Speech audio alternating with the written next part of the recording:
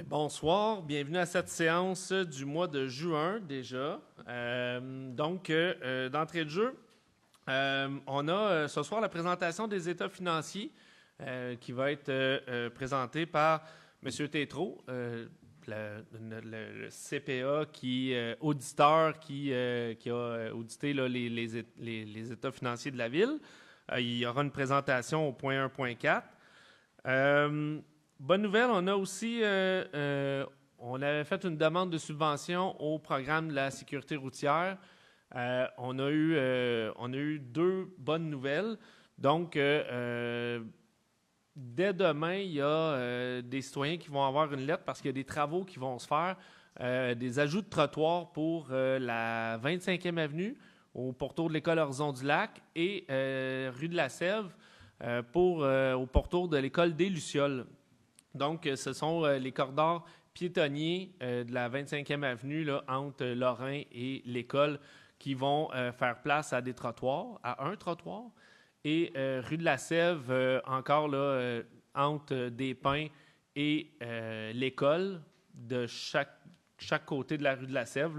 Là aussi, il va y avoir là, un trottoir qui va remplacer le corridor piétonnier. Donc, dès demain, il y a une lettre qui va être envoyée aux citoyens qui vont être touchés par les travaux. Puis si vous avez des questions, ne vous gênez pas de communiquer avec les services techniques. Ensuite, Brigade des bacs.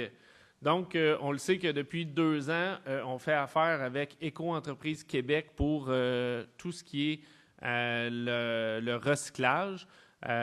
Donc, Éco-entreprise Québec, c'est un regroupement de quelques villes qu'on a un contrat et c'est Deux Montagnes qui gèrent le contrat avec Éco-entreprise Québec. Il y a quand même des exigences de rendement.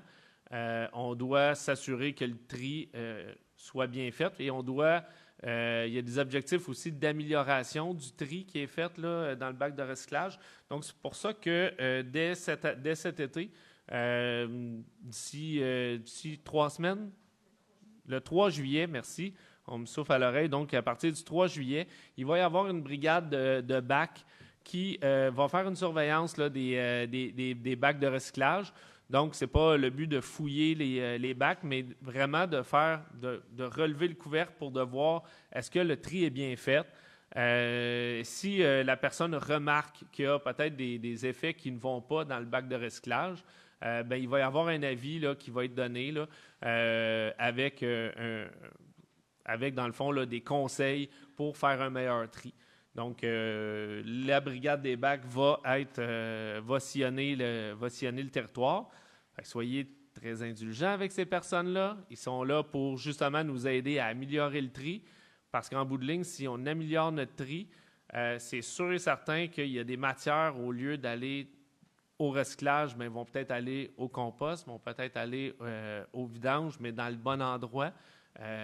C'est payant là, si on fait un meilleur tri, c'est sûr qu'il y a quand même des retombées pour la municipalité. Donc, Brigade des bacs qui va commencer dès le 3 juillet. Si je complète mes points, donc on va aller à l'adoption de l'ordre du jour. On a publié l'ordre du jour, donc on a retiré le point 8.1 pour l'ordre du jour. Donc, qui adopte l'ordre du jour tel que proposé? Marc-André Daou, je le propose, Monsieur le maire. Parfait. 1.2, la période d'intervention. Donc, on a une première période d'intervention qui porte uniquement sur les points à l'ordre du jour. Donc, si vous avez des questions concernant le point à l'ordre du jour, on va donner la priorité aux gens dans la salle. Je rappelle que vous devez vous avancer, vous nommer. Là, le lutrin, il est à l'envers, là, mais c'est qu'on l'avait déjà placé pour M. Tétrault pour sa présentation. Mais si vous avez des questions, ne vous gênez pas, on va se déplacer puis on va le tourner de bord pour vous laisser poser votre question. Donc, nom, prénom, votre rue de résidence et votre intervention. Puis la même chose là, sur Facebook, là, nom, prénom et rue de résidence, à même votre commentaire. Est-ce qu'on a des questions concernant l'ordre du jour? Non. Facebook non plus. Parfait. Donc, se complète 1.2. 1.3, période réservée aux élus. Monsieur Limoges, district numéro 1. Oui, et bonsoir à tous. Donc, moi, j'ai 2 petits points. Je vais parler, premièrement, du lancement de la campagne d'achat local qui a débuté dès ce soir. Là. J'ai eu la chance, là, avec ma collègue Estelle, là, d'aller au lancement là, avant de m'en venir ici pour la campagne d'achat local. Là, c'était au Éco-Verdure. Donc, le but de tout ça, là, c'est d'encourager nos commerçants d'ici, donc principalement de la MRC. Puis, dans le fond, là, je vous invite à télécharger l'application Rabais Choc. Donc, c'est à partir de là que vous allez pouvoir avoir certains rabais là, pour encourager les commerçants d'ici. Puis mon deuxième point, c'est concernant la journée des cardinals samedi prochain, le 13 juin. Donc, la journée va se dérouler là, avec le matin de 9h à 15h30 environ. Là, c'est le défi triple jeu. Donc, les différents niveaux là, des joueurs de baseball là, vont se lancer des petits défis là, au courant de la journée.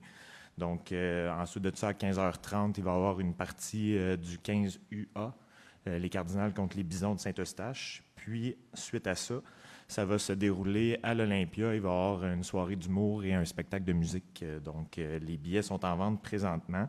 Donc, on vous encourage fortement à vous les procurer pour assister à cette journée-là. Puis, tout au long de la journée également, là, il va y avoir des camions là, de nourriture, là, des food trucks. Donc, tous les profits vont être pour l'association de baseball là, du Lac-des-Deux-Montagnes. Donc, on vous encourage à participer en grand nombre. Merci. Donc, c'est ça, l'événement Défi Triple Jeu se passe au Parc Olympia à Deux-Montagnes, tout près de la polyvalente Deux-Montagnes.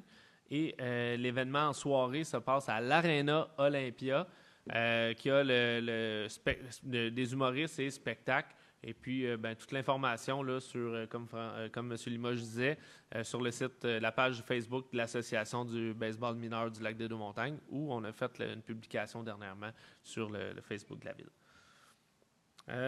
Madame Lamontagne, district numéro 2.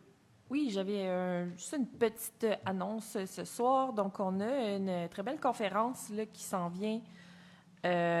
Jardin nourricier de façade beau, productif et durable. Donc, ça va être au centre communautaire Michel Leroux le 18 juin à 18h30. Donc, dans la réglementation, désormais, on peut avoir des jardins en façade, ce qui n'était pas le cas auparavant.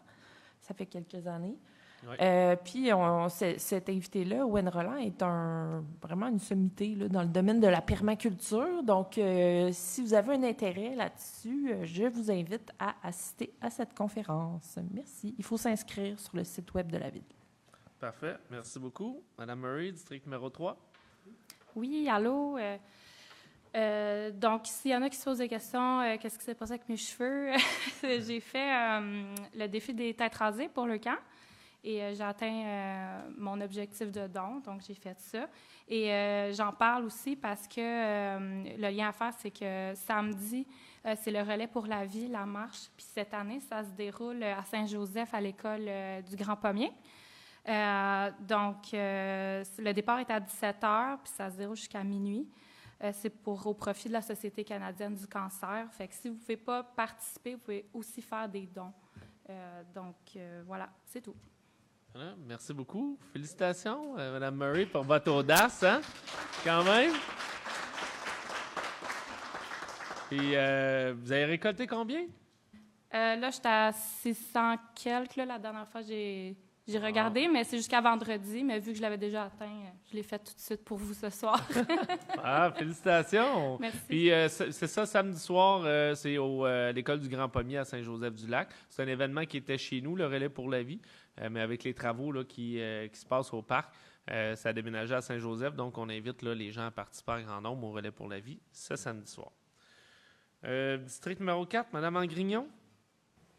Oui, bonsoir tout le monde. Je vais prendre quelques instants juste pour souligner le grand travail de nos petits entrepreneurs samedi dernier. C'était un énorme succès. Les collègues, tout le monde y était. Et l'équipe des loisirs et l'équipe des communications ont fait un travail incroyable. Nos petits entrepreneurs ont toutes les raisons d'être fiers. C'était un moment, une belle journée remplie de sourires et de très agréables moments. Alors, je voulais prendre le temps de féliciter nos jeunes entrepreneurs. Voilà, merci, bonne soirée. Oui, ça fut une très belle journée, même qu'on s'est un peu reviré sur un dixaine. On était supposé de faire ça à l'extérieur, sous un chapiteau, à l'église, au pourtour, là, dans le stationnement de l'église. Puis finalement, avec la température qui s'annonçait orageuse, puis on a eu de la pluie, on a fait ça au centre communautaire et il y a plein de monde qui sont venus. Les petits entrepreneurs étaient était vraiment en feu. Là. Il y a du monde qui sont vraiment... c'est ce chapeau, là, des jeunes d'une dizaine d'années. Là, on a fait des belles achats. Il a fallu sortir quelques dollars de nos poches, mais ça valait la peine. Là. On a vu plein de trucs bien intéressants. Donc, c'est sûr et certain que cet événement-là va revenir l'année prochaine. C'était notre 4e édition là, pour les petits entrepreneurs. Monsieur Daou, district numéro 5. Bien, merci, Monsieur le maire. Alors, je vais vous parler d'une promesse de 2021. Je vais m'écarter un peu. Je vais redonner les berges du lac des Deux-Montagnes. Et puis, pour ça, ça prend des descentes à bateau, et puis ça prend des escaliers, ça prend aussi des quais qui vont être installés au courant de la semaine prochaine, et puis les escaliers au courant de cette semaine. Là où je veux en venir, c'est, je ne sais pas si on a une date pour la descente de la 13e pour les travaux, la fin des travaux, Mi-juillet. La mi-juillet. Donc, ça va être promesse tenue. On peut quand même se féliciter de l'avoir fait parce que c'était des investissements qui sont quand même majeurs, puis qui redonnent les berges du lac des Deux-Montagnes suite, malheureusement, aux inondations qu'on a connues. On n'a pas besoin de revenir en arrière. Donc, on sait tous qu'on a été quand même assez touchés par ça. Donc, profitez-en. Puis, j'aimerais rappeler aux gens que l'alcool et le bateau ne vont pas ensemble. Et puis, d'être prudents sur nos cours d'eau. Merci. Merci. Monsieur Brisebois-Proulx. Bonsoir tout le monde. Simplement pour vous rappeler qu'on est au mois de juin et qu'est-ce qui se passe le 24 juin. Donc, c'est notre fête de la Saint-Jean. Cette année, malgré les travaux qu'il y a au parc municipal, va toujours avoir lieu cette fête. Par contre, elle va être près de ce terrain-là, mais à côté de l'église et aux alentours. On ne se casse pas la tête, rue de l'église, donc c'est l'endroit où aller. Il va y avoir plusieurs accès, mais surtout par cette rue-là et ainsi que la 25e. On va voir comme chanteur Émile Bilodeau et restez à l'affût parce qu'il va y avoir un concours qui va être bientôt déclenché pour pouvoir le rencontrer. J'imagine que c'est avant le spectacle et non pas après, mais reste que vous allez pouvoir vous inscrire et courir la chance de pouvoir rencontrer cet artiste. Et faire noter aussi, l'événement va débuter à 14h cette année. Donc, Saint-Jean, 24 juin, rue de l'Église, c'est là que ça va se passer. Merci. Merci beaucoup. Madame Dubois, district numéro 7. Bonsoir à tous. Je voulais souligner l'ouverture de la plage de la Sablière qui sera devancée bientôt. Donc, ça va être vendredi le 19 juin. Je vous rappelle l'adresse pour ceux qui ne la connaissent pas encore. C'est le 43e Avenue et c'est ouvert du lundi au vendredi de 11h à 19h30 et samedi-dimanche de 10h à 19h30. C'est tout? Excellent. Merci beaucoup. C'est ce qui complète la période réservée aux élus. Donc, 1.4, rapport financier 2025 et rapport du vérificateur externe. Donc, on va demander à M. Tétrault de venir présenter là, les états financiers.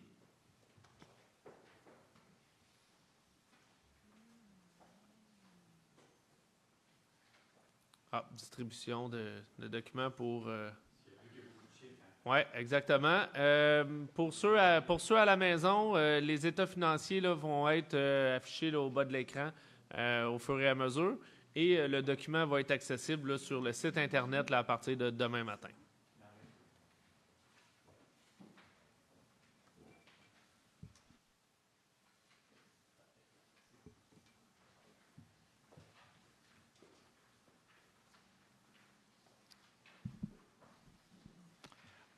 Donc, on vous a remis une copie du rapport financier. Comme c'est marqué dans la première page, c'est un sommaire d'informations.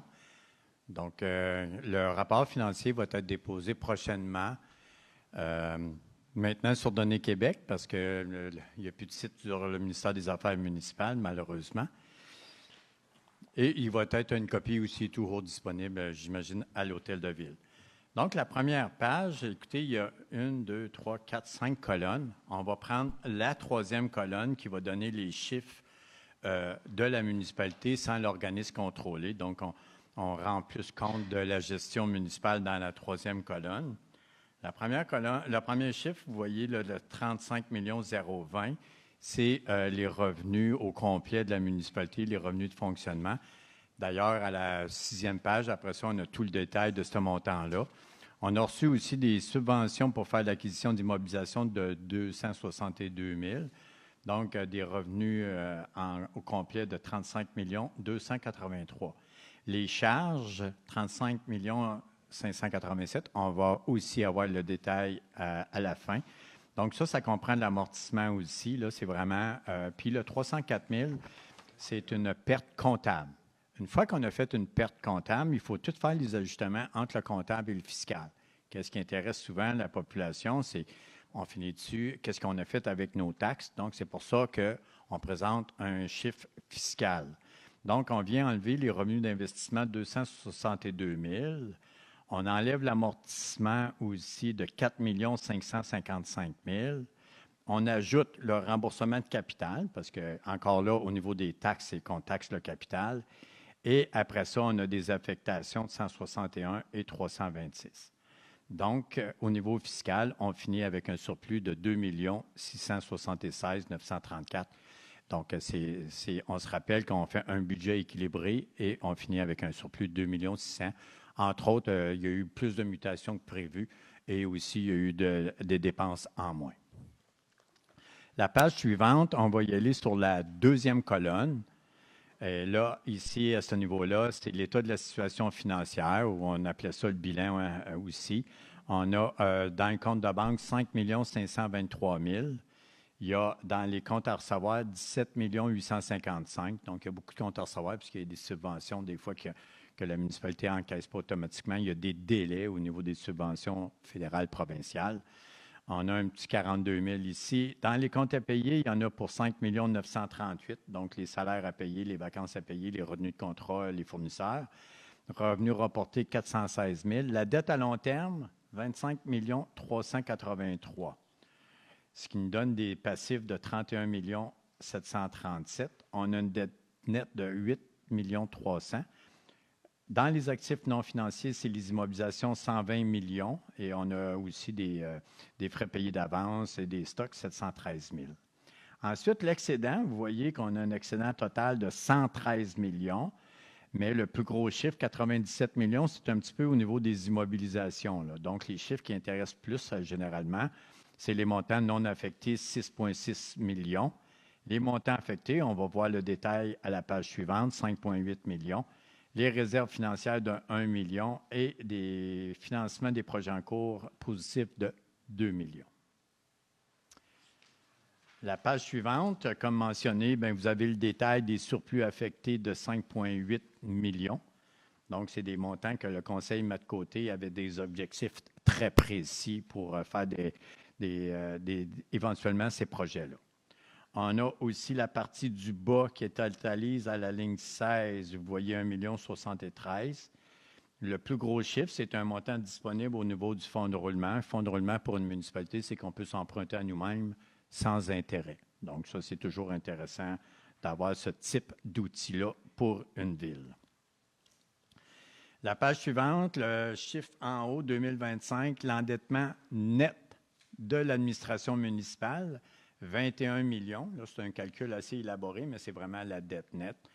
Et la dette avec tous les autres partis pris, là, donc c'est que les municipalités qui font partie du réseau urbain là, de l'AGLO aussi, c'est qu'on participe à les dettes de l'EXO, de la ARTM puis la CMM, là, c'est des sociétés de transport, entre autres.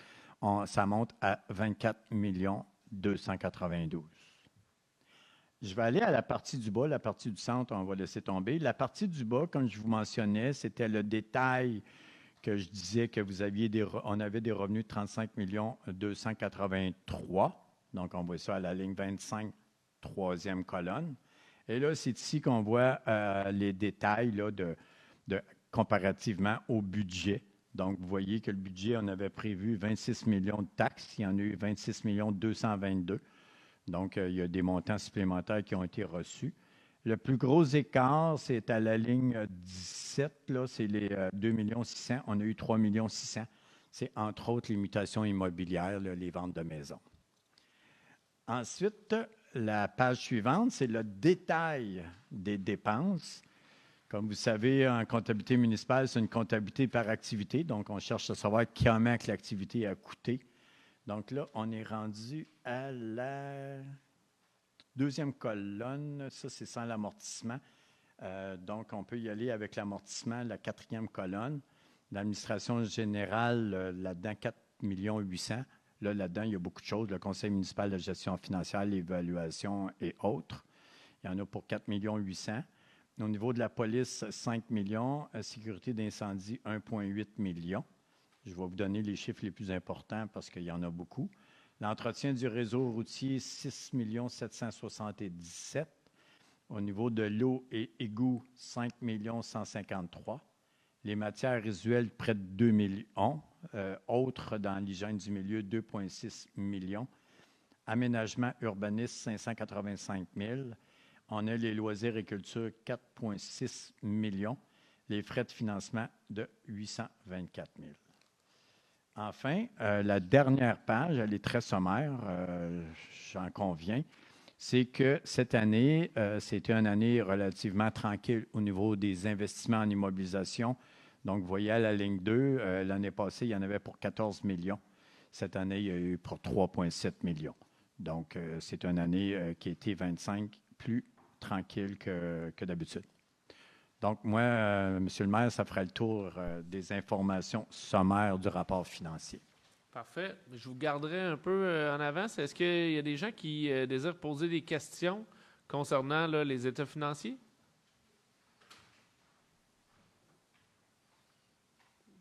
Non? Parfait. Donc, on vous remercie beaucoup, M. Tétrault. Merci. Bonne fin de réunion. Pareillement. Donc, on va adopter les états financiers, puis on va vous libérer après. Donc, on est rendu, c'est ça, 1.4. En conséquence, il est proposé d'accepter le rapport financier, le rapport de l'auditeur indépendant de la Ville de Sainte-Marthe-sur-le-Lac au 31 décembre 2025, tel que préparé par la firme Daniel Tétrault CPA, que le rapport du maire sur les faits saillants du rapport financier et du rapport de l'auditeur indépendant sera déposé lors d'une séance ultérieure. Qui le propose? Loïc Boyer, je le propose. Parfait. Donc, le mois prochain, je vais faire le rapport officiel sur le rapport du maire sur la situation financière. Hein, c'est ça, parce que ça a changé de terme là, une couple d'années. Donc, voilà, le mois prochain. Puis, on va libérer Mme la Jeunesse, qui est trésorière de la Ville, ainsi que M. Tétrault. Donc, passons au point 2, procès-verbal. Là, il est proposé d'adopter le procès-verbal de la séance du 11 mai 2026 tel que soumis. Qui le propose? Alex Brisebois-Proulx, je le propose. Parfait. 3.1, dépôt du rapport de la commission et de la circulation... on va reprendre ça, là. Dépôt du rapport de la commission de la circulation et de la mobilité et approbation des recommandations. Madame Angrignon.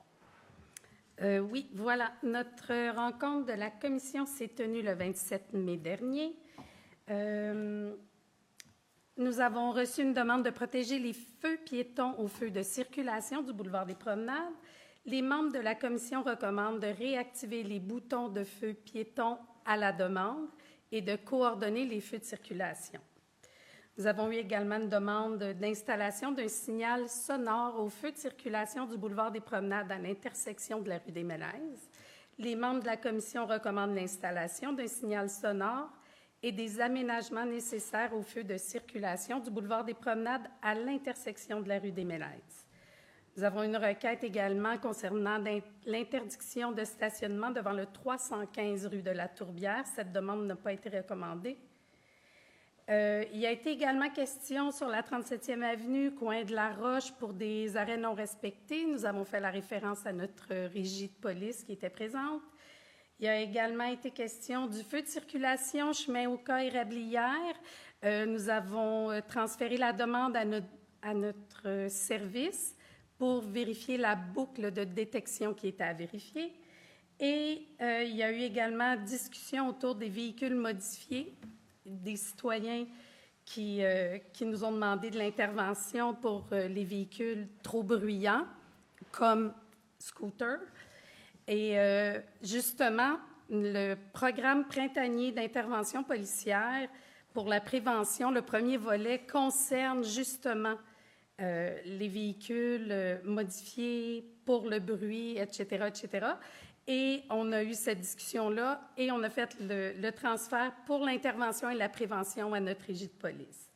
Notre prochaine rencontre sera le mercredi 25 juin. Considérant que la Commission de la circulation et de la mobilité a tenu une rencontre le 27 mai, en conséquence, je propose de déposer le rapport de la Commission et d'approuver les recommandations. Parfait, merci beaucoup. 3.2, dépôt du rapport de la Commission des finances et de l'administration publique et approbation des recommandations. M. Boyer. Oui, bonsoir. Donc, la réunion a eu lieu le 3 juin dernier en présence de mon collègue M. Daou ainsi que l'administration municipale.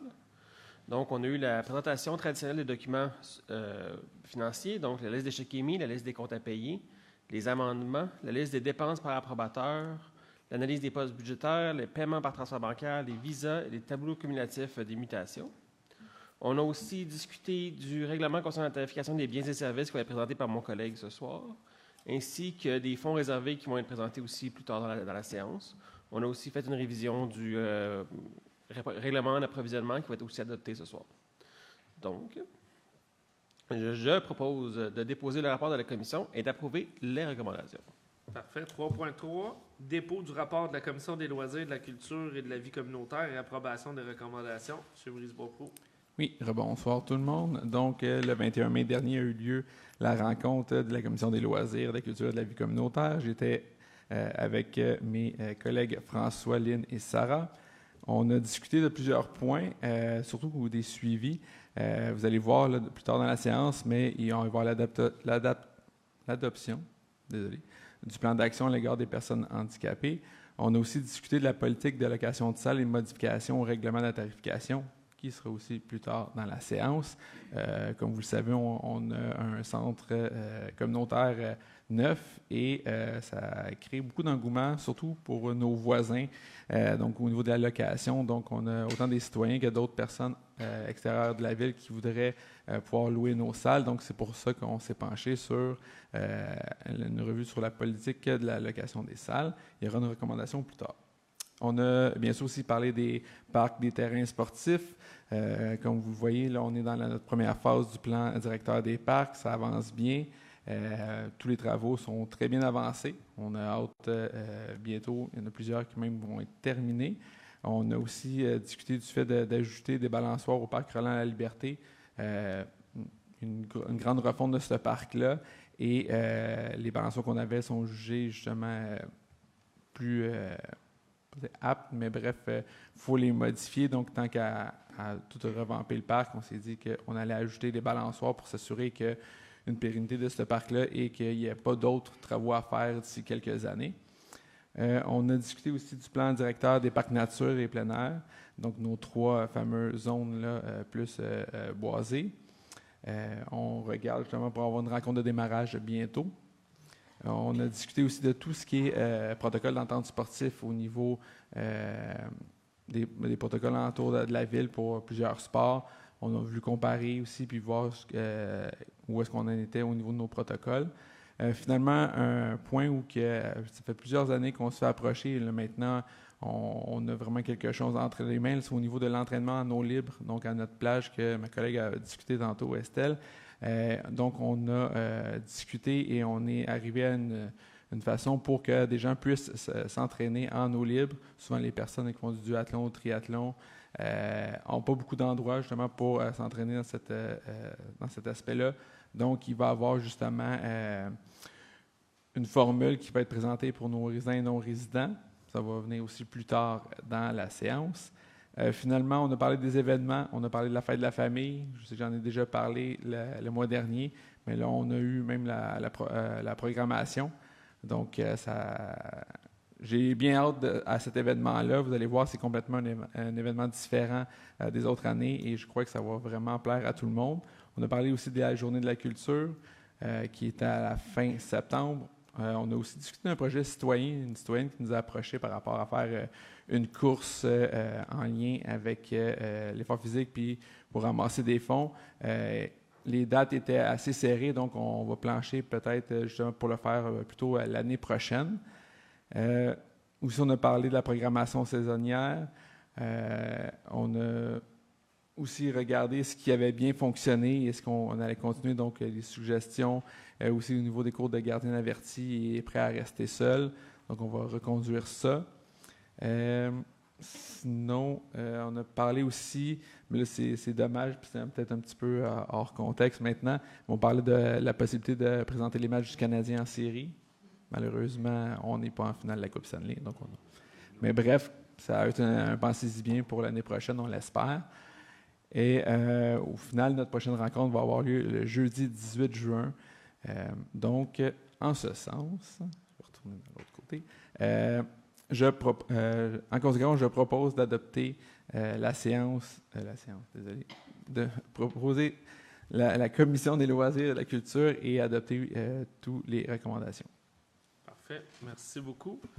3.4, dépôt du rapport de la Commission des travaux publics et services techniques. M. Limoges.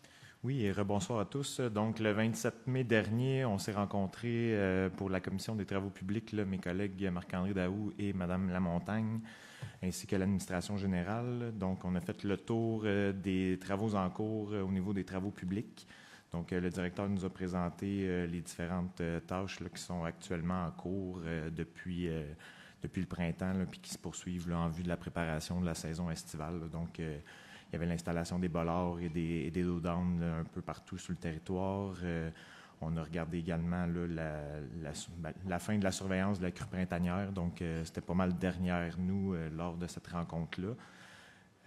Ensuite de ça, le nettoyage des plates-bandes et toute autre tâche là, connexe pour la préparation là, des espaces verts et aussi là, des plateaux sportifs. Ensuite de ça, le côté volet services techniques et technologies de l'information, on a fait le tour des dossiers concernant les différents appels d'offres qu'il y a actuellement et qui sont à venir. Les mandats d'entretien également ont été regardés. Puis aussi, on a fait état là, de l'avancement là, des différents projets majeurs, là, dont l'implantation de Bixi. Donc, comme vous avez pu remarquer là, sur le territoire, là, les différentes stations là, pour accueillir les Bixi là, sont en cours présentement. Ça devrait être complété là, pour début juillet. Donc, s'il n'y a pas de problématique au niveau là, des éléments à faire, ça devrait être prêt là, autour du 2 juillet, là, si je ne me trompe pas. Ainsi de suite. Là, il y a les trottoirs également là, avec la subvention là, du PAFIR-SPA dans les différentes zones scolaires. PAFIR-SPA, mais de la sécurité. Le PAFIR-SPA, c'est le plein air, c'est sport plein air. Ah, OK. C'est sécurité publique là, pour les trottoirs. OK. Sur le truc qui est marqué à côté du trottoir. Là, donc, désolé, ça va être à corriger. Le feu de circulation également là, au coin de Oka et 5e Avenue. Le réseau pluvial là, sur le chemin d'Oka aussi. Sud et du chemin d'Oka a été regardé également. Plan de mobilité aussi. Puis les études également là, concernant l'usine d'eau potable. Donc, la prochaine rencontre sera mercredi le 25 juin prochain. Donc, je dépose en ce sens le rapport de la Commission des travaux publics. Excellent. Merci beaucoup. 3.5, dépôt du rapport de la Commission de la sécurité publique. M. Boyer. Oui, bonsoir. Donc, la rencontre a eu lieu le 5 juin dernier avec mon collègue, M. Limoges, ainsi que mon administration. Donc, on a eu un premier point sur le plan de la sécurité civile. On a suivi les développements qui se faisaient par rapport à la mise en place de tous les trucs qui vont par rapport au soutien de la sécurité civile à la ville. Donc, les lignes dures, les cartables, les trousses 72 heures, les ententes avec différentes organisations ainsi que nos bottins de ressources. On a fait aussi des suivis sur les formations qui ont été données ou vont être données aux membres de l'administration ainsi que les élus. On a discuté des plans particuliers d'intervention qui devront être mis en place et qui sont en développement par l'administration.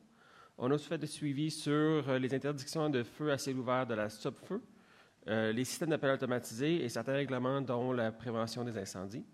Donc, la prochaine rencontre aura lieu le 21 août avec les membres de l'administration. Donc, je propose de déposer le rapport de la commission. Parfait. Merci beaucoup. 4.1, avis de motion et dépôt d'un projet de règlement pour le règlement ADM 2026-0006 concernant le déneigement par des entrepreneurs. Oui, on parle de déneigement en ce mois de juin. Monsieur Limoges. Oui, Francis Limoges, donne avis de motion à l'effet qu'à une prochaine séance du Conseil, je présenterai ou ferai présenter le règlement ADM-2026-0006 concernant le déneigement par des entrepreneurs et dépose en ce sens le projet de règlement. Parfait. Donc, c'est de mettre à jour notre règlement là, concernant là, les déneigeurs privés en vue là, de la prochaine saison hivernale. 4.2, avis de motion et dépôt d'un projet de règlement pour le règlement ADM 2026-0001-1, modifiant le règlement ADM 2025-0001 concernant la tarification des biens et services. M. Brisebois-Proulx. Oui. Je, Alex Brisebois-Proulx, donne avis de motion à l'effet qu'à une prochaine séance du Conseil, je présenterai ou ferai présenter le règlement ADM 2026-0001-1, modifiant le règlement ADM 2025-0001 concernant la tarification des biens et services et dépose en ce sens le projet de règlement. Donc, tarification de biens et services, là, M. Brisebois-Proulx en a évoqué là, lors de son compte-rendu de la commission. Tarification, entre autres, là, pour les prêts de salle, ça fait partie du règlement de tarification qui va être amendé à la prochaine Assemblée. 4.3, avis de motion pour le règlement d'emprunt FIN 2026-002,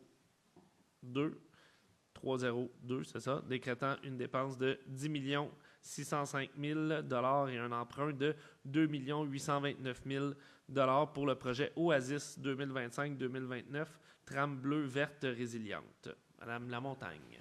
Je, Priscilla Lamontagne, donne avis de motion à l'effet qu'à une prochaine séance du Conseil, je présenterai ou ferai présenter le règlement d'emprunt FIN 2026-0002, décrétant une dépense de 10 605 000 et un emprunt de 2 829 000 pour le projet Oasis 2025-2029, trame bleue verte résiliente. Merci beaucoup. Donc, projet Oasis, là, on se rappelle qu'on a 4 sites là, qui ont été ciblés là, pour recevoir le projet, pour recevoir 4 projets dans le fond. On a eu une subvention de plus de 7 millions de dollars de la part du programme Oasis dans ce cadre-là. On a un projet aux alentours de l'école des Lucioles, un projet pour la rue des Bénédictines, un projet pour entre la 18 et la 19e avenue, près de la rue des Frênes, et un projet pour le parc Roland-la-Liberté. Donc, c'est pour ça aussi, dans le cadre du programme Oasis, qu'on s'en va toucher au parc Roland-la-Liberté. C'est pour ça qu'on va passer une résolution plus tard aussi pour améliorer les balançoires à ce parc-là, pour justement là, qu'on puisse faire des travaux tout en même temps, revamper le parc et aussi d'y aller avec le projet Oasis. 5.1, règlement ADM 2026-0004 concernant la prévention des incendies. Considérant que le conseil municipal peut faire des règlements pour protéger la vie des propriétés des habitants et pour prévenir des dangers de feu, considérant que le service des incendies de Montagne-Sainte-Marthe-sur-le-Lac a le désir de rendre la réglementation de ces villes participantes semblables, considérant qu'il y a lieu d'apporter des modifications au règlement actuel, considérant qu'il y a un avis de motion qui a été donné à la séance ordinaire du 21 janvier 2026, considérant que le dépôt du projet de règlement a été fait à la séance du 11 mai 2026. En conséquence, il est proposé d'adopter le règlement ADM-2026-0004 concernant la prévention des incendies. Il y a oui, c'est ça. Donc, qui le propose? Francis Limoges, je le propose. Parfait. 5.2, règlement ADM 2026-0005 concernant la gestion contractuelle, concernant que l'article 8 de la loi sur les contrats des organismes municipaux oblige les municipalités à adopter un règlement sur la gestion contractuelle, concernant que la Ville souhaite, comme lui permet l'article 9 de la LCOM, de prévoir des règles de passation des contrats qui comportent une dépense d'au moins 25 000 $, mais inférieure au seuil de la dépense d'un contrat, qui ne peut être jugé après une demande de soumission par procédure ouverte en vertu de l'article 29 de la LCOM. Considérant que le présent règlement répond à un objectif de transparence et de saine gestion des fonds publics, considérant qu'il y a un avis de motion qui a été déposé à la séance du 11 mai 2026, en conséquence, il est proposé d'adopter le règlement ADM-2026-0005 concernant la gestion contractuelle. Qui le propose? Loïc Boyer, je le propose. Parfait. 5.3, règlement URB-2026-1400-4, modifiant le règlement URB-2025-1400, afin d'apporter diverses modifications relatives aux normes, au plan de zonage et aux grilles des usages et normes.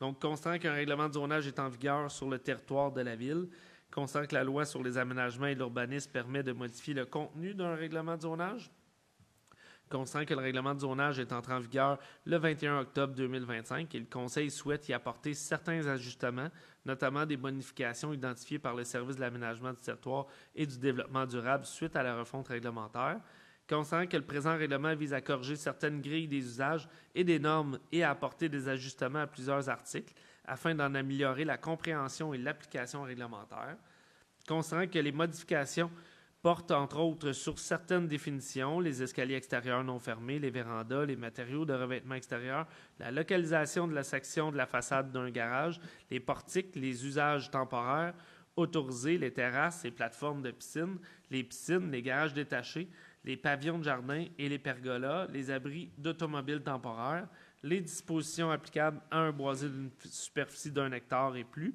localisé hors de la zone agricole, ainsi qu'à la conservation des boisés localisés dans la zone agricole ou boisés localisés dans les bois et les corridors forestiers, les dispositions applicables à la cohabitation des usages aux abords des carrières et sablières, les enseignes, les délimitations des zones H140 et P142 et des ajustements aux grilles des usages et normes M506, M308, H180, M316, H134 et P232. Considérant qu'un avis de motion a dûment été donné à la séance du 11 mars 2026 et que le premier projet a été adopté à la séance du 8 avril 2026. Considérant qu'une consultation publique a lieu le 6 mai 2026 et que celle-ci a donné lieu à plusieurs commentaires. Considérant que le second projet de loi, le second projet de règlement a été adopté à la séance du Conseil tenue le 11 mai 2026, considérant qu'aucune demande référendaire n'a été reçue concernant ce second projet, considérant que la MRC a avisé la Ville que certaines modifications doivent être apportées afin d'assurer la conformité et la concordance avec le schéma d'aménagement et de développement de la MRC, considérant que la Ville, à la suite des commentaires reçus, et afin de corriger certaines erreurs de forme et de concordance, apporte des modifications aux articles 9, 13, 16, 17, 26 et 28 du présent règlement. Considérant que l'article 9 du présent règlement a été modifié afin de préciser que la vente extérieure temporaire de produits horticoles ou maraîchers ainsi que la vente d'arbres de Noël sont autorisés pour le code d'usage C102 et non dans la zone commerciale C102. Considérant que l'article 13 du présent règlement a été modifié afin d'ajuster la syntaxe. Considérant que l'article 16 du présent règlement a été modifié afin de revoir la structure du paragraphe 8 de l'article 222, de manière à ce que le sous-paragraphe 1 devienne le sous-alinéa 1, I, du sous-paragraphe A, et d'ajuster la mise en forme du reste du paragraphe 8 afin d'assurer la cohérence et la numérotation et de l'alignement. Considérant que l'article 17 du présent règlement a été modifié et déplacé dans la structure de l'article afin d'éviter les enjeux de conformité. Considérant que l'article 26 du présent règlement a été modifié afin de retirer le code d'usage C201, de sorte que le seul code d'usage C301 soit ajouté à la grille des usages et des normes concernées. Considérant également qu'une référence à la note 2 apparaît dans la section lotissement de cette même grille sous la typologie H4 en mode jumelé, alors qu'aucune note de correspondante n'existe dans la section notes. Donc, il y a lieu de retirer cette référence afin d'assurer la cohérence de la grille. Et considérant que la grille des usages et normes P232 de l'annexe H du présent règlement a été modifiée afin de retirer le code d'usage P202, lequel n'était pas identifié dans le texte de l'article 28. En conséquence, il est proposé d'adopter le règlement URB-2026-1400-4, modifiant le règlement URB-2025-1400, afin d'apporter diverses modifications relatives aux normes, aux plans de zonage et aux grilles des usages et normes. Donc, qui le propose? Loïc Boyer, je le propose. Donc, c'est plusieurs règlements, portions de règlements, comme aussi là, de syntaxe, façon là, que c'est libellé, qui ont été changés là, dans la refonte du plan d'urbanisme. Je rappelle que c'est une refonte qu'on a faite dernièrement, qui a été adoptée dernièrement. Donc, c'est normal qu'on ait des ajustements à faire pour la tonne de règlements qu'on a au niveau de l'urbanisme. 5.4, règlement URB-2026-1400-5, modifiant le règlement URB-2025-4 afin de modifier la grille des usages et normes C-198 dans le but d'y ajouter la classe d'usage P1 afin de spécifiquement permettre le code d'usage P103 adoption. Donc, considérant qu'un règlement de zonage est en vigueur sur le territoire de la ville, considérant que la demande vise une modification au règlement de zonage afin de permettre l'usage P103, établissement d'enseignement et centre de formation dans la zone C-198, considérant que cet usage est compatible avec l'affectation du pôle multifonctionnel, considérant qu'en date du 17 mars, les membres du comité d'urbanisme ont étudié la demande de modification du règlement d'urbanisme, considérant la recommandation positive du CCU, considérant qu'un avis de motion a été donné à la séance ordinaire tenue le 8 avril, considérant que la consultation publique qui a eu lieu le 6 mai n'a donné lieu à aucun changement, considérant que le second projet de règlement a été adopté à la séance du 11 mai et qu'aucune demande référendaire n'a été reçue concernant le second projet. En conséquence, il est proposé d'adopter le règlement URB-2026-1400-5, modifiant le règlement URB-2025-1400, afin de modifier la grille des usages et normes C-198 dans le but d'y ajouter la classe d'usage P1 afin de spécifiquement permettre le code d'usage P103. Qui le propose? Loïc Boyer, je le propose. Donc, ça concerne le centre d'achat Les Promenades de Montagne. 6.1, demande de PIA. Considérant qu'en date du 19 mai 2026, les membres du CCU ont étudié les demandes présentées dans le cadre du règlement des plans d'implantation et d'intégration architecturale. Considérant le procès-verbal de la séance ordinaire du CCU, considérant que les recommandations du CCU concernent les dites demandes, en conséquence, il est proposé d'approuver les plans tels que soumis, dont la liste est jointe à la présente résolution pour en faire partie intégrante, à savoir le 3080 rue Lambert, puis pour permettre l'exhaussement et l'agrandissement du bâtiment principal selon les conditions suivantes. Intégrer un aménagement paysager afin de dissimuler partiellement l'escalier extérieur et le revêtement extérieur devrait être conforme à l'article 84 du règlement de zonage. Le 479 rue du Muscat, le 481 rue du Muscat, le 3281 rue du Riesling, le 3283 rue du Riesling pour permettre la construction d'une habitation unifamiliale jumelée, au 3075 chemin d'Oka, local 104, pour permettre l'installation d'enseignes pour le commerce bar quartier général GB incorporé. 288 rue du Pinot, pour permettre la construction d'une habitation unifamiliale. Au 100 rue des Manoirs, pour permettre la construction d'un bâtiment 6 logements. Le 2888 rue Matisse, pour permettre un agrandissement du bâtiment principal par l'ajout d'un deuxième étage sur le rez-de-chaussée existant.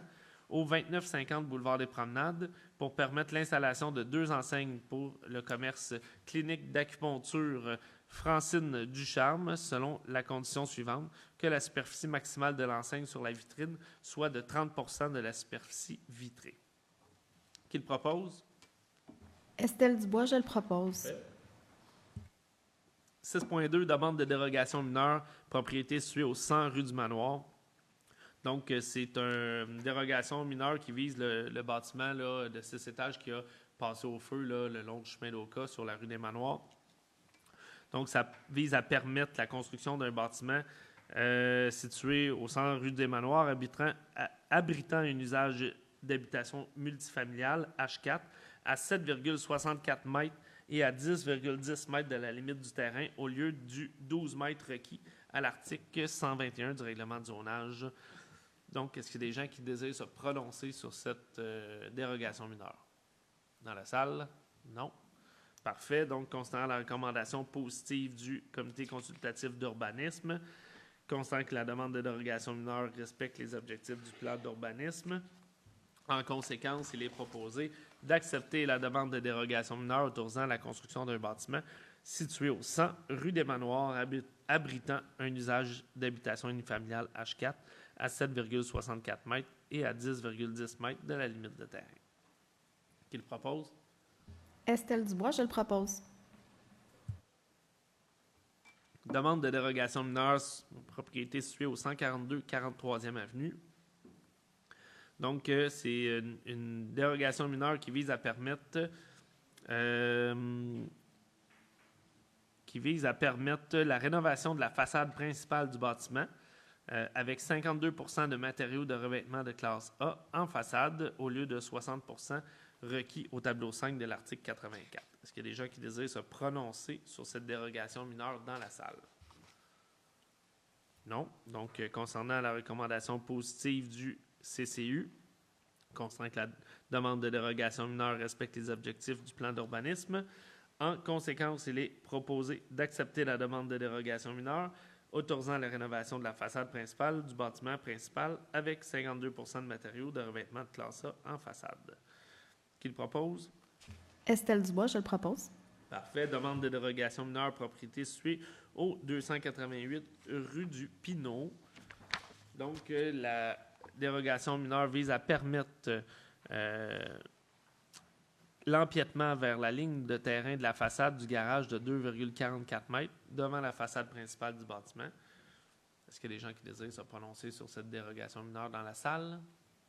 Non. Donc, la recommandation positive, considérant la recommandation positive du CCU, considérant le changement récent à la réglementation, considérant que la demande de dérogation mineure respecte les objectifs du plan d'urbanisme, en conséquence, il est proposé d'accepter la demande de dérogation mineure autorisant l'empiètement vers la ligne de terrain de la façade du garage de 2,44 mètres devant la façade principale du bâtiment. Qui le propose? Estelle Dubois, je le propose. Parfait. 6.5, demande de dérogation mineure, propriété située au 291 rue du Boisé. Donc, la dérogation mineure vise à permettre la construction d'un garage détaché à une distance de 0,60 mètres d'une ligne de terrain au lieu de 0,75 mètres sans ouverture pour la propriété située au 291 rue du Boisé. Est-ce qu'il y a des gens qui désirent se prononcer sur cette dérogation mineure dans la salle? Non. Donc, concernant la recommandation partiellement négative du comité consultatif d'urbanisme, considérant que la dérogation mineure, considérant que l'application du règlement de zonage ne cause pas un préjudice sérieux aux demandeurs, en conséquence, il est proposé de refuser la demande de dérogation mineure autorisant un garage détaché à une distance de 0,6 mètres d'une ligne de terrain. Qui le propose? Estelle Dubois, je le propose. Parfait. 6.6. Demande de dérogation mineure, contrainte particulière, propriété située au 45-38e avenue. Donc, considérant qu'en date du 19 mai 2026, les membres du comité consultatif d'urbanisme ont étudié une demande de dérogation mineure qui vise à permettre la superficie totale des bâtiments accessoires qui représente 10,8 % de la superficie du terrain au lieu de la superficie maximale de 10 % et vise également à permettre un avant-toit de remise utilisé à titre de pavillon de jardin d'une hauteur de 3,97 mètres au lieu de 3 mètres pour la propriété située au 45-38e avenue. Est-ce qu'il y a des gens qui désirent se prononcer sur cette dérogation mineure dans la salle? Non. Donc, considérant la recommandation partiellement négative du comité consultatif d'urbanisme, considérant que la demande de dérogation mineure se situe dans un lieu où l'occupation du sol est soumise à des contraintes particulières, considérant que l'application du règlement de zonage ne cause pas un préjudice sérieux aux demandeurs, en conséquence, il est proposé d'accepter partiellement la demande de dérogation mineure qui, comme suit, d'autoriser un avant-toit de remise qui est utilisé à titre de pavillon de jardin d'une hauteur de 3,97 mètres, mais de refuser une superficie totale des bâtiments accessoires à 10,8 % de la superficie de terrain au lieu de 10 %. Qui le propose? Estelle Dubois, je le propose. Parfait. 6.7, demande de dérogation mineure, contrainte particulière, propriété située au 3080 rue Lambert. Donc, la dérogation mineure vise à permettre un escalier extérieur donnant accès au rez-de-chaussée à 2 mètres de la ligne avant au lieu de 3 mètres requis pour la propriété située au 3080 rue Lambert. Est-ce qu'il y a des gens qui désirent se prononcer sur cette dérogation? Non. Donc, concernant la recommandation positive du CCU, concernant que la demande de dérogation mineure se situe dans un lieu où l'occupation du sol est soumise à des contraintes particulières pour des raisons de sécurité, de santé publique et de protection de l'environnement ou de bien-être général, concernant que des vérifications sont à faire pour s'assurer du respect du nouveau cadre réglementaire relatif à la gestion des milieux hydriques et des ouvrages de protection contre les inondations, concernant que la demande de dérogation mineure respecte les objectifs du plan d'urbanisme, concernant que l'application de règlement cause un préjudice sérieux aux demandeurs. En conséquence, il est proposé d'accepter la demande de dérogation mineure autorisant un escalier extérieur donnant accès au rez-de-chaussée à 2 mètres de la ligne de terrain avant, selon la condition suivante, d'intégrer un aménagement paysager afin de dissimuler partiellement l'escalier extérieur. Qui le propose? Estelle Dubois, je le propose. Demande de dérogation mineure des contraintes particulières, propriété située au 3176 rue de la Sucrerie. Donc, considérant qu'en date du 19 mai 2026, les membres du comité consultatif d'urbanisme ont étudié une demande de dérogation mineure qui vise à permettre un bâtiment principal situé au 3176 rue de la Sucrerie avec une marge latérale de 4,2 mètres au lieu de 4,5 mètres, tel qu'indiqué à la grille des usages et normes H116. Est-ce qu'il y a des gens qui désirent se prononcer sur cette dérogation mineure dans la salle? Non. Donc, concernant la recommandation positive du CCU, considérant que la dérogation mineure se situe dans un lieu où l'occupation du sol est soumise à des contraintes particulières, considérant que la demande de dérogation mineure respecte les objectifs du plan d'urbanisme, en conséquence, il est proposé d'accepter la demande de dérogation mineure autorisant un bâtiment principal avec une marge latérale de 4,2 mètres. Qui le propose? Estelle Dubois, je le propose. Parfait, merci. 7.1, comité de démolition, nomination des membres. Concernant le règlement numéro 1600 concernant la démolition d'immeubles, prévoit, je vais le relire, là. Considérant que le règlement numéro 1600 concernant la démolition d'immeubles prévoit un comité de démolition, concernant que le comité de démolition est formé de 3 membres du conseil, désignés par le conseil pour une durée d'1 an, concernant que les mandats des membres est venu à échéance. Donc, en conséquence, il est proposé de nommer les membres du conseil suivants à titre de membres du comité de démolition pour une durée d'1 an, soit la présidente j'ai bien de la misère. Michel. Ben oui, c'est ça, hein? Priscilla Lamontagne, j'ai mixé Priscilla et Lamontagne. Donc, Priscilla Lamontagne, conseillère. Vice-président Loïc Boyer, conseiller. Membre Marc-André Daou, conseiller. Qui le propose? Alex Brisbois-Proulx, je le propose. Parfait. On va changer de verre d'eau, là. 7.2, entente de règlement hors cours avec le groupe L'Héritage Gestion Benoît Dumoulin, autorisation de signature des actes notariés. Donc, considérant l'entente de règlement hors cours conclue le 7 mai 2026 entre la Ville et le groupe L'Héritage et Gestion Benoît Dumoulin, concernant les échanges de terrain qui comportent cette entente et la nécessité de procéder à des cessions d'immeubles à cette fin, concernant que la Ville a retenu les services du notaire Maître Nicolas Catafort afin de procéder à la préparation des actes notariés relatifs à ces cessions d'immeubles. En conséquence, il est proposé d'autoriser le maire et le greffier à signer tout document notarié nécessaire à la cession d'immeubles prévue dans l'entente hors cours entre la Ville et le groupe L'Héritage et Gestion Benoît Dumoulin. Qui le propose? Francis Limoges, je le propose. Bon, donc c'est un règlement qui vient. Malheureusement, je ne peux pas en dévoiler toute la teneur, mais j'en ai parlé là, à l'occasion, là, c'est un litige qui date d'avant mon élection à la mairie, là. C'est des litiges là, qui concernaient des échanges de terrain en frais de parc qui certains datent même de 2012. Là. Donc, on est arrivé à une entente avec Groupe L'Héritage et Gestion Benoît Dumoulin. 7.3, Bateau Légende 10e anniversaire, demande d'autorisation. Considérant la réception d'une demande de l'entreprise Bateau Légende pour l'organisation d'un événement porte ouverte à la descente de bateaux de la 37e avenue dans le cadre de leur 10e anniversaire, conscients que l'entreprise souhaite tenir l'événement du 11 au 13 juin 2026, considérant que l'entreprise demande l'autorisation d'utiliser une partie du stationnement de la descente de bateaux de la 37e avenue et d'installer une tente promotionnelle.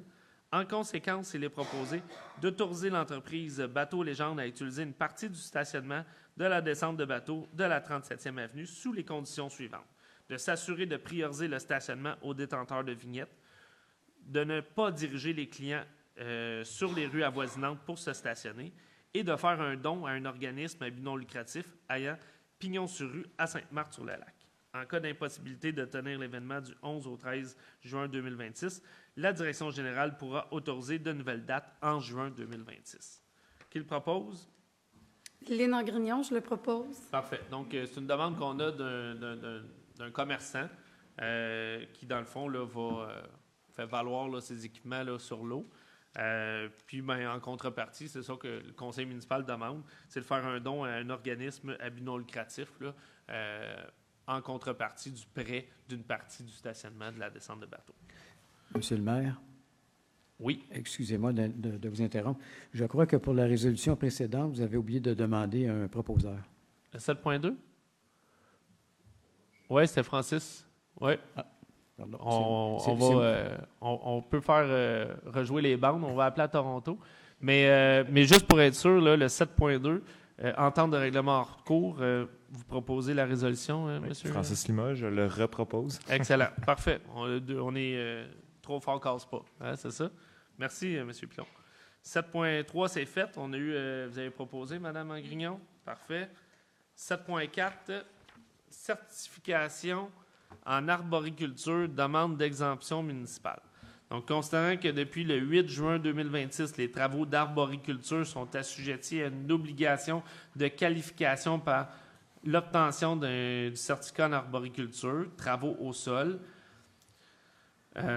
conformément à l'article un article du règlement sur la santé et la sécurité au travail, considérant l'entrée en vigueur de cette obligation a été rendue publique le 2 février dernier, considérant que l'obtention du certificat repose soit sur un parcours d'apprentissage, soit sur un seuil de reconnaissance des heures effectuées au cours des 5 dernières années, considérant que le parcours d'apprentissage de 1000 heures exige l'accompagnement d'au moins une personne déjà certifiée afin d'assurer la conformité réglementaire, considérant que pour atteindre le seuil de 4000 heures exigé sur 5 ans, une personne ne détenant pas de diplôme d'études professionnelles, un DEP, en élagage, devrait cumuler l'équivalent d'au moins 15 heures de travaux par semaine, ce qui est difficile à réaliser dans plusieurs municipalités où les tâches d'arboriculture représentent un volume limité.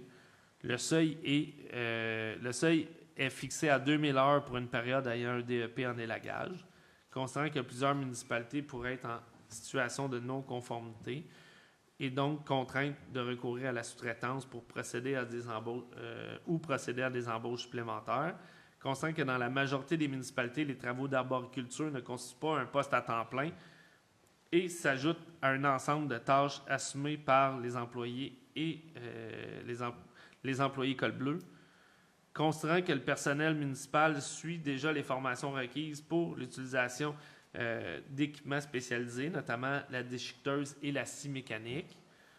Donc, considérant que cette nouvelle exigence ajoute au fardeau administratif des municipalités et qu'aucune analyse d'impact réglementaire spécifique au milieu municipal n'a été réalisée.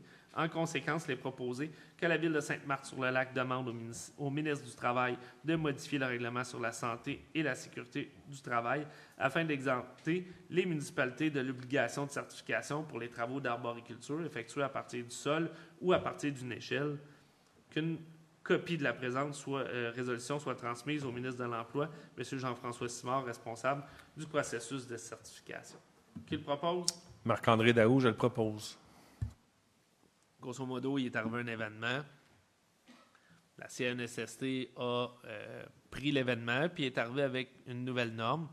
Ça veut dire qu'il y a une personne qui, avec un chipper, là, communément une déchiqueteuse, là, un chipper qui met des branches dans un chipper ou qui monte dans une échelle pour aller couper une branche, ben là, ça devient un travail d'arboriculteur et ben là, ça prend une certification et un DEP et plusieurs heures de reconnaissance.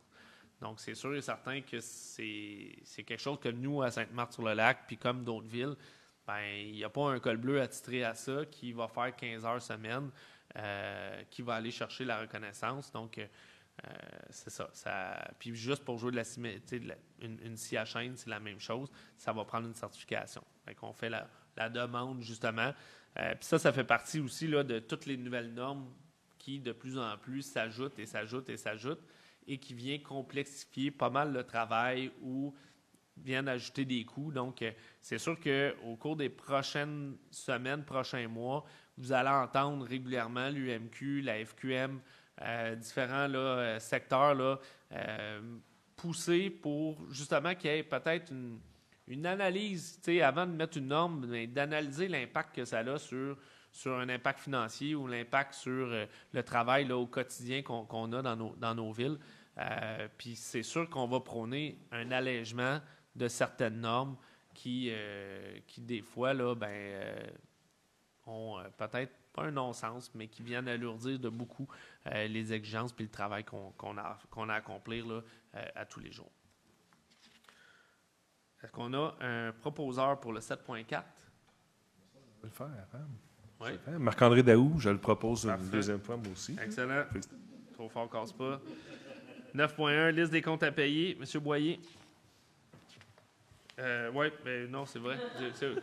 Il n'y avait pas de préambule. Fait que, il est proposé d'adopter la liste des comptes à payer en date du 10 juin 2026. Monsieur Boyer, allez-y. Je le propose, Boyer. Parfait. Pour. Ben oui, je l'ai manqué. On repasse à 0 pour celle-là. À l'autre page. Donc, je vais recommencer. La liste des comptes à payer. Fait que le registre des chèques émis, fonds d'administration totalisant la somme de 42 701,96. La liste des paiements à effectuer par transfert bancaire, la somme de 1 217 064,33 $.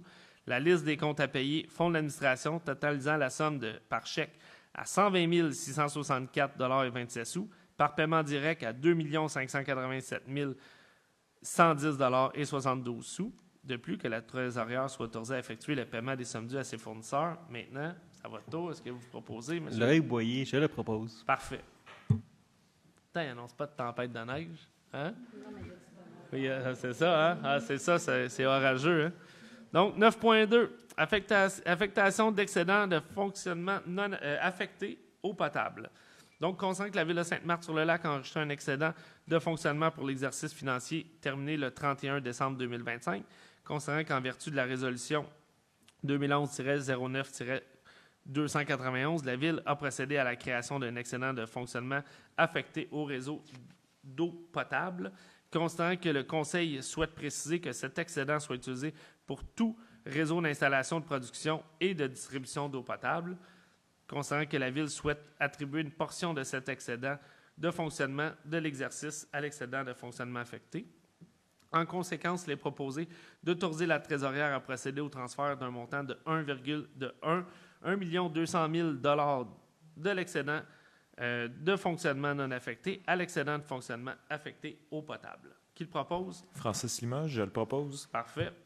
9.3, affectation, excédent de fonctionnement affecté, acquisition de terrain pour fin municipale.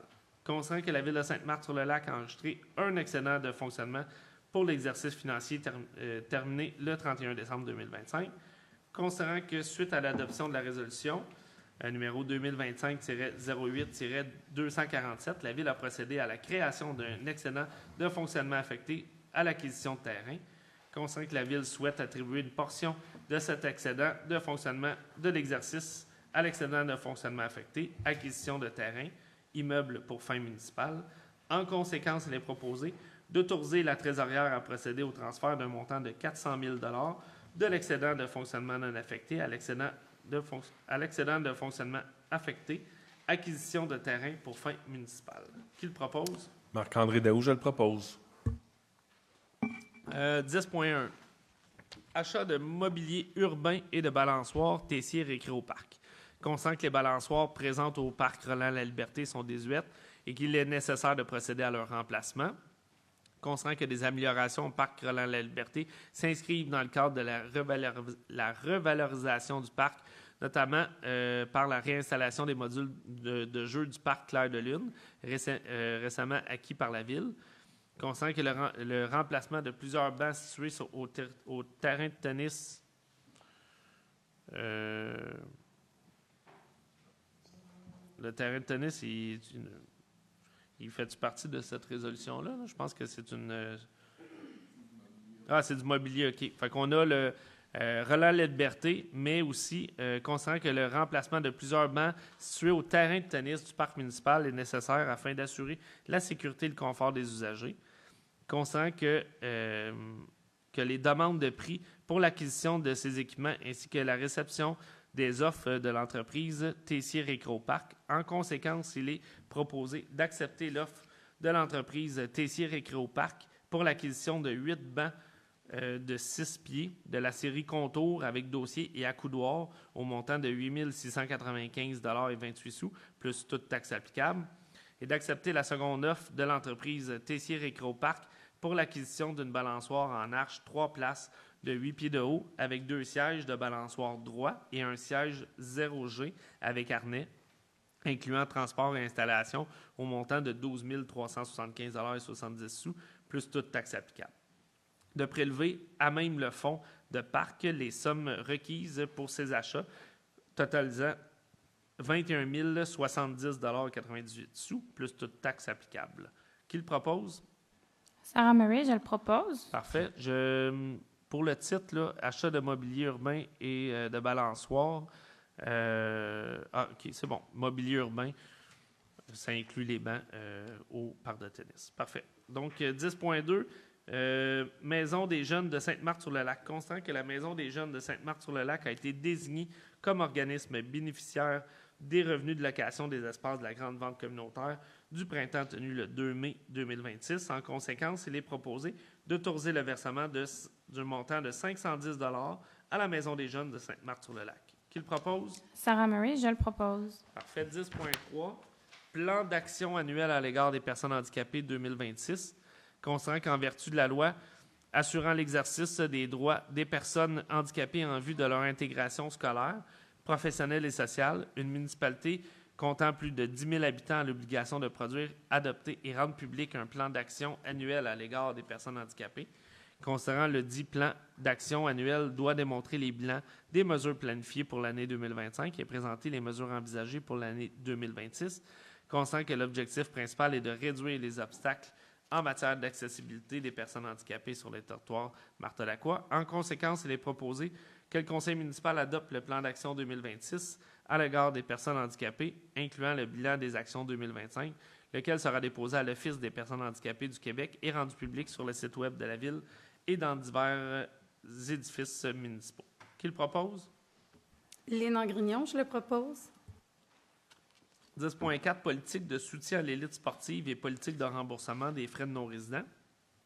Considérant que la politique d'aide financière et de soutien à la pratique sportive a été adoptée par le conseil municipal en novembre 2022 et par la résolution numéro 2022-11-386, considérant qu'il y a lieu de réviser les modalités et qu'il est opportun de scinder en 2 documents distincts, soit la politique de soutien à l'élite sportive et la politique de remboursement des frais de non-résidents.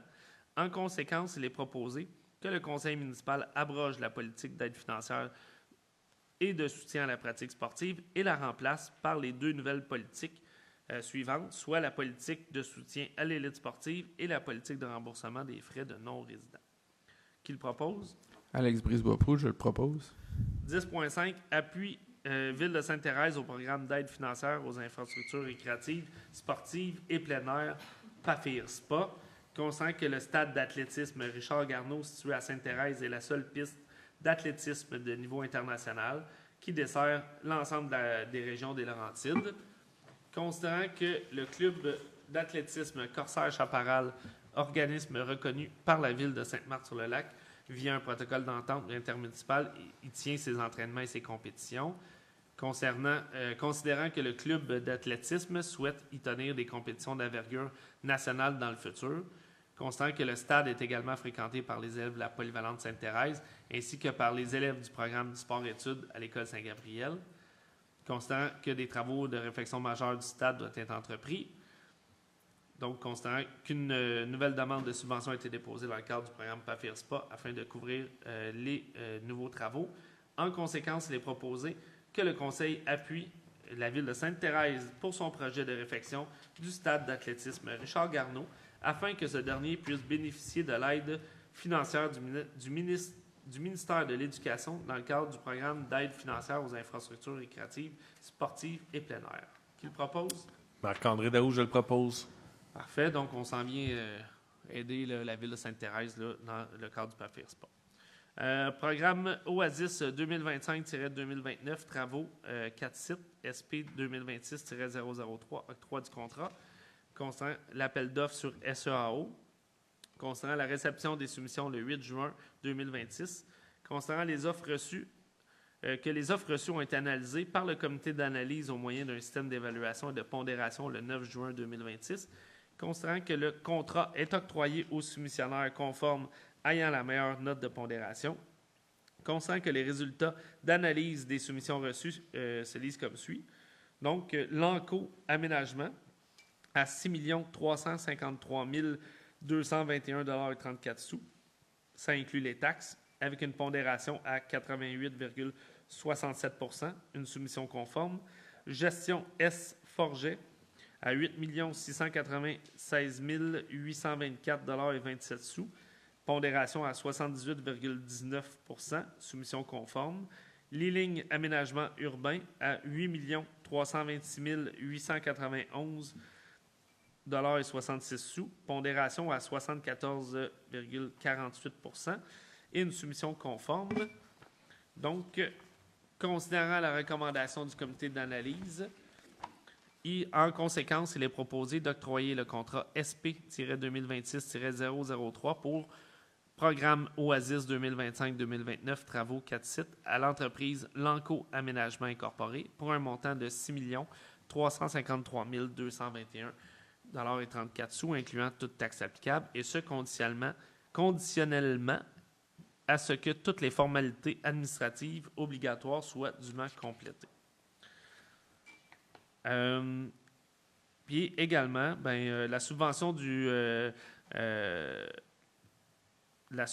ministère de l'Environnement de la lutte contre les changements climatiques dans le cadre du programme Oasis, volet 2, couvre 80 % des coûts admissibles jusqu'à un montant de 7 776 763 $ et que l'autre portion soit financée par le règlement d'emprunt, soit l'avis de motion qu'on a passé au tout début. Donc, qui propose la résolution?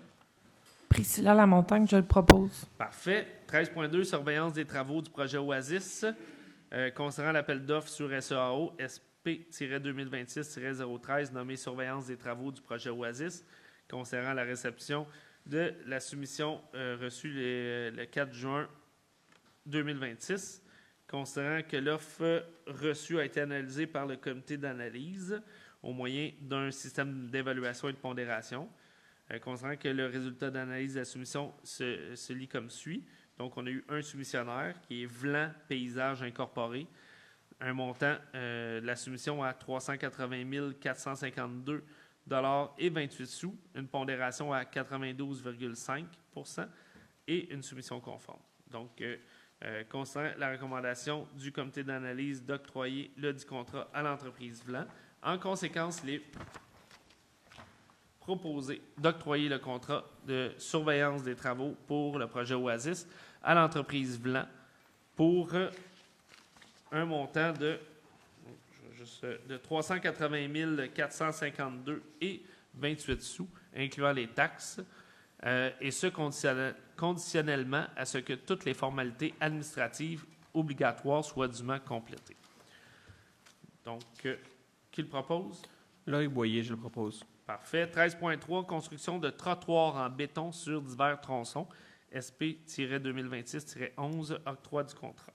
Considérant l'appel d'offres sur SEAO, considérant la réception des soumissions reçues le 10 juin 2026, constatant que les offres reçues ont été analysées par un comité d'analyse au moyen d'un système d'évaluation et de pondération.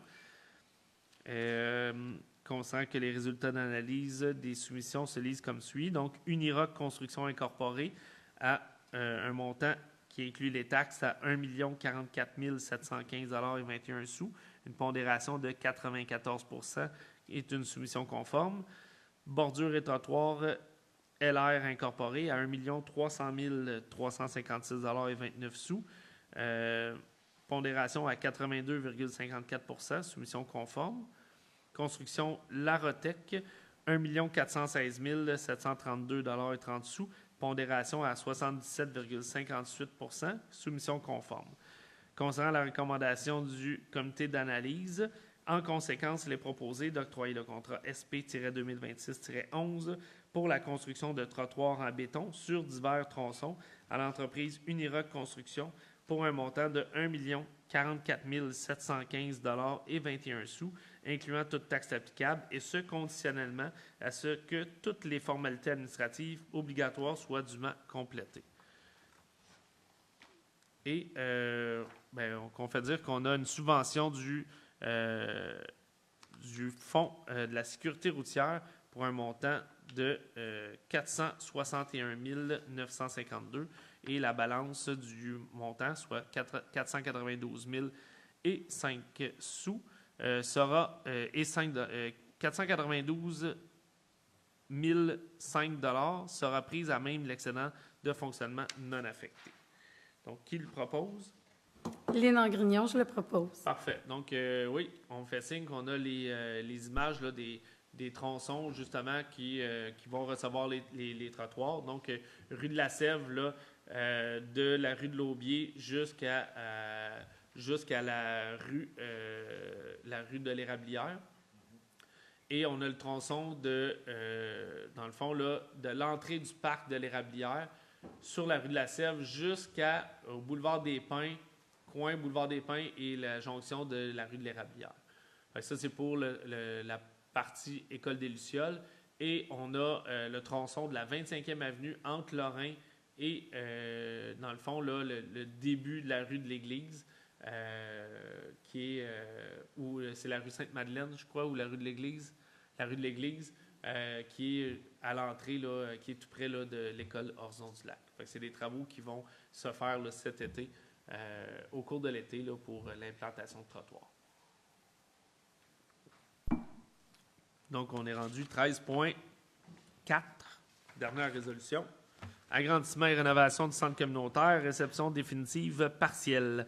Constatant que la Ville de Sainte-Marthe-sur-le-Lac a attribué un contrat pour l'agrandissement et la rénovation du centre communautaire à l'entreprise Groupe Piché. Constatant que la lettre de réception définitive partielle des ouvrages confirme que toutes les déficiences concernées par cette remise ont été corrigées et que les travaux sont conformes aux documents d'appel d'offres. Constatant la recommandation du directeur des services techniques et de l'ingénierie quant à la réception définitive partielle des travaux et à la libération de la retenue contractuelle, soit au paiement du décompte progressif de la facture R-17-472. En conséquence, il est proposé de procéder à la réception définitive partielle des travaux et au paiement de la retenue à la compagnie Groupe Piché Incorporé, totalisant un montant de 79 068,89 $, incluant les taxes pour les travaux d'agrandissement et de rénovation du centre communautaire, et ce conditionnellement à ce que toutes les formalités administratives obligatoires soient dûment complétées. Qui le propose? Francis Limoges, je le propose. Parfait. Nous sommes au point 14, les points de dépôt.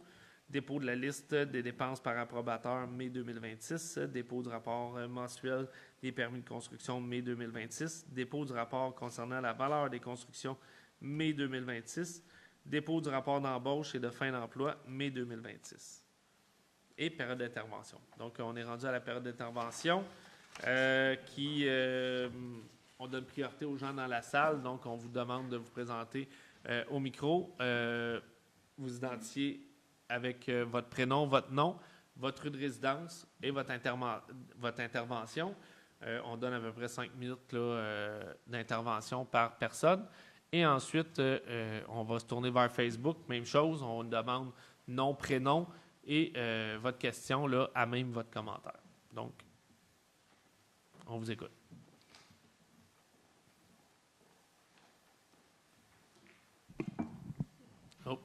Je ne sais pas si c'est correct. Est-ce que Ouais, vous m'entendez? est-ce qu'on peut placer le micro peut-être juste...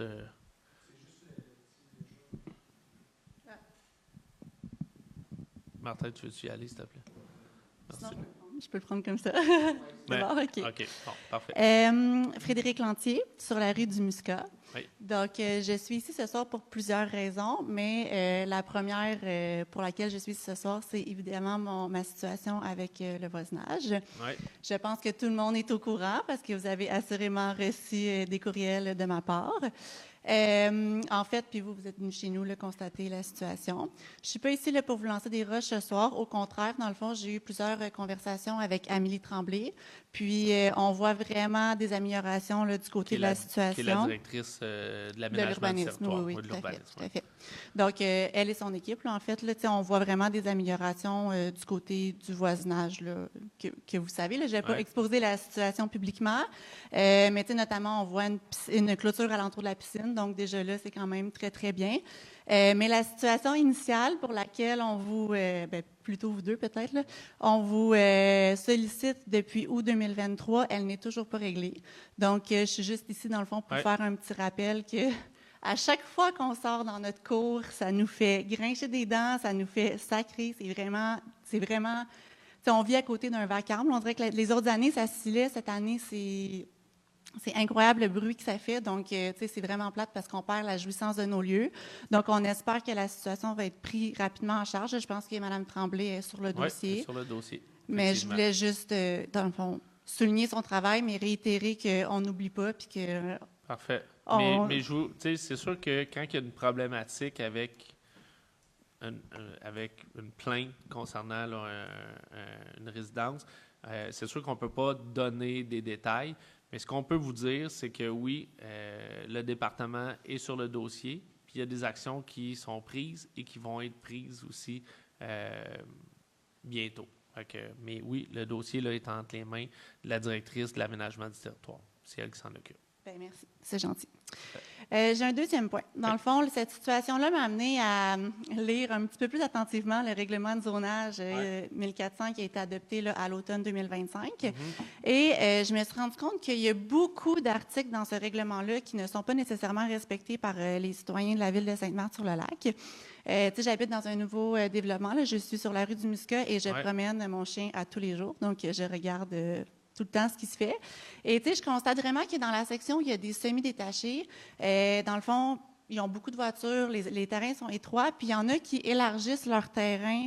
Il y en a que c'est comme littéralement une patch d'asphalte ou une patch de pavé uni, là, je m'excuse pour le terme, puis ils mettent peut-être 2-3 pieds de verdure, des petits buis pour séparer les deux terrains. Mais c'est littéralement des îlots de chaleur. Puis je regardais sur votre article 199 du règlement de zonage, dans le fond, le pourcentage de verdissement des cours avant, bien, tu sais, comme clairement que c'est pas respecté. Puis il y a aussi l'article 211 qui parle du nombre d'arbres là, pour en façade avant, dans le fond, par propriété.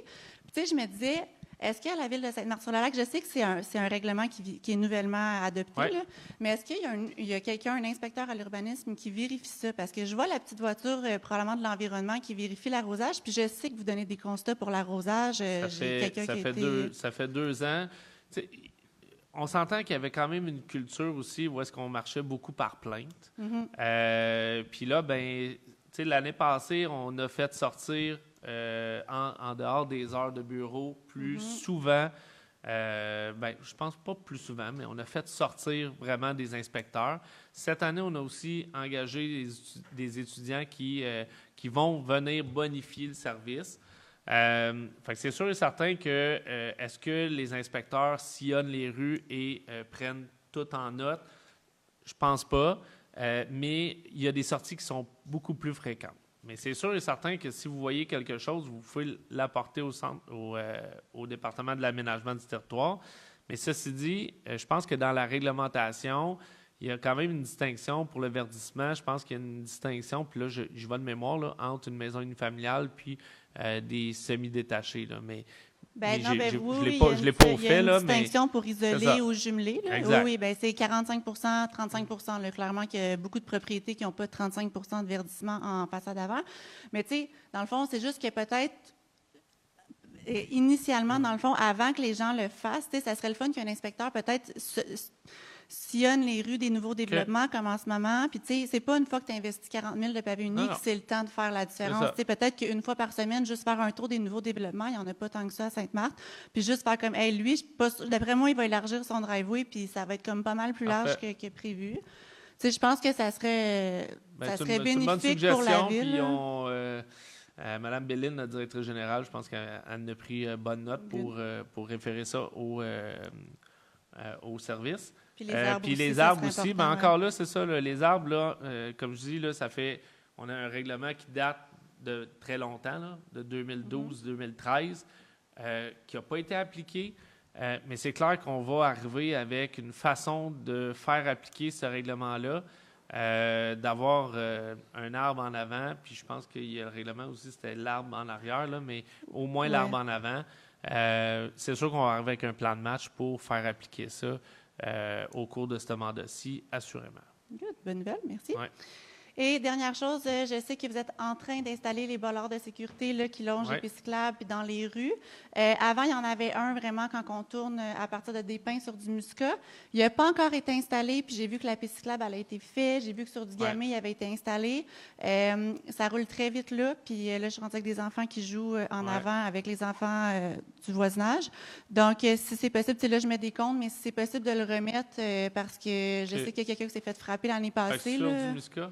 Sur du Muscat, au coin des Pins. Il était déjà là l'année passée, donc mais juste c'est pas terminé encore. OK. Ben, c'est ça. Juste au cas où ils n'avaient pas décidé de l'enlever parce qu'ils ont fait une traverse pétonière. Parce qu'il faut comprendre là, que le lignage, là, oui, il est fait, mais pour qu'on puisse faire le lignage, ben, le sous-traitant, ben, pour garantir sa job, il faut qu'il y ait au moins quelques jours, puis de la nuit, que ça soit plus que 10 degrés. Fait qu'on s'entend qu'avec le printemps qu'on a connu, c'était peut-être pas un printemps qui était hâtif pour du lignage.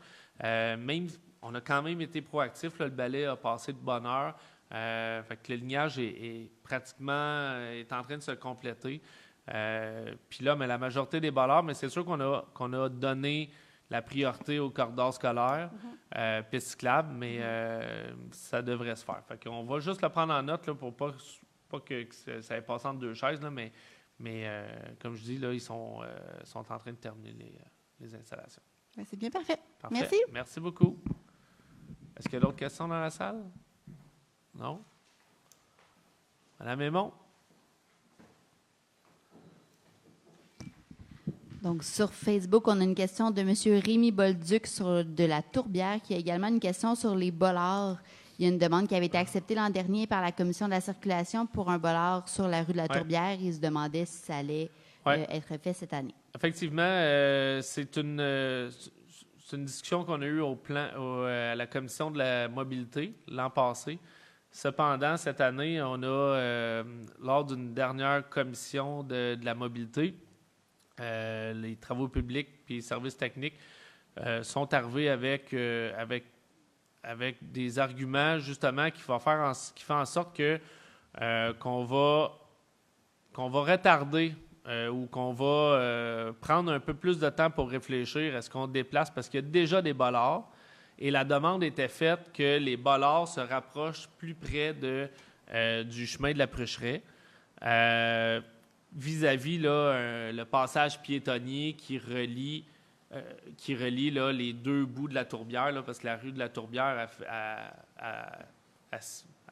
a fait comme des méandres. Là, donc, c'est ça. Mais disons qu'on est très près de l'intersection. Il y a une courbe, il y a une boîte postale. Fait qu'on a un plan de mobilité aussi qui s'en vient, là, où est-ce qu'on va travailler. Fait que pour le moment, on n'a pas décidé, on a décidé de ne pas procéder au changement et au rapprochement des bollards tout près du passage piétonnier. Mais c'est clair que cette situation-là va être regardée dans le cadre du plan de mobilité qu'on va commencer à travailler là, très bientôt. C'est tout pour Facebook, M. le maire. Excellent. Merci beaucoup. Donc, en terminant, mois de juin, le printemps est enfin arrivé. L'été est arrivé, là, il faisait assez chaud hier. Fait qu'on a une belle programmation estivale. On vous invite à aller visiter notre site Internet, la section loisirs. Il y a le Vision sur le lac aussi, qui a beaucoup d'informations. On a des spectacles d'été. On a des cinémas sous les étoiles. Donc, on a la Saint-Jean, on a la fête de la famille. Fait qu'on vous invite à participer en grand nombre aux activités. On fait ça pour vous. On fait ça aussi pour les enfants. Profitez de la plage. Et puis, puis là, on entend la pluie qui tombe intensément. Donc, on souhaite que la pluie s'en aille un peu puis que le beau temps arrive. Puis, on vous souhaite de passer une belle soirée. Puis, on se revoit le 24 juin au porto de l'église là, pour fêter la Saint-Jean-Baptiste et la fête nationale. Donc, on vous souhaite une bonne soirée. Puis, je vous oublie pas. Hein? Ça me prend une personne pour lever l'Assemblée. Lynn Grignon, je propose la levée de l'Assemblée. Excellent. Merci beaucoup. Bonne soirée à tous.